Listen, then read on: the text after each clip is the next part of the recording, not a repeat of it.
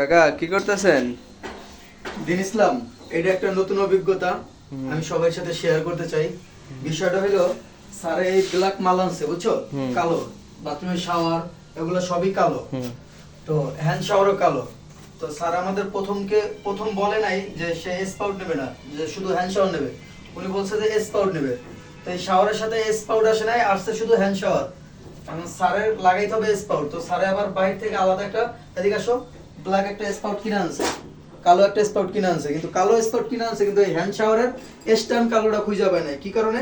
এটার স্ট্যান্ড তো এটাই অ্যাঙ্গেল, এটাই হোল্ডার, এটা অ্যাঙ্গেল, এটাই হোল্ডার, এটা আমাদের এখানে লেগে দিত বা এখানে লেগে যেত যদি হ্যান্ড শাওয়ার পয়েন্ট দিতাম।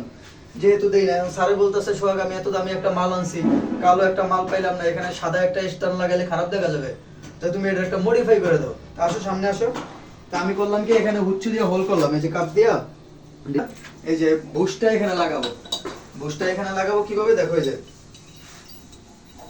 এই বুশটা, আমরা এই বুশটা একবারে এখানে সাদা সিমেন্টে একবারে ফিক্সড করে দেব। ফিক্সড করে দেওয়ার পরে এটা এখানে লাগাই দেব।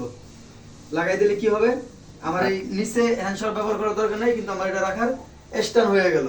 কথা বুঝছো? আমি স্যারের জিজ্ঞেস করছিলাম যে স্যার এই অপশনটা দেখা যায়, বলছে কোনো সমস্যা নাই, যেহেতু পাওয়া যাইতেছে না তুমি এভাবেই লাগাও। তো এইটারই একটা মডিফাই করতেছি আর কি। এই ঠিক আছে, এটা সব প্লাম্বারের উদ্দেশ্যে বলতেছি যে মাল কোনো ফালানো না, একটু টেকনিক খাটায় করলেই কাজ ওকে, ক্লায়েন্টও খুশি।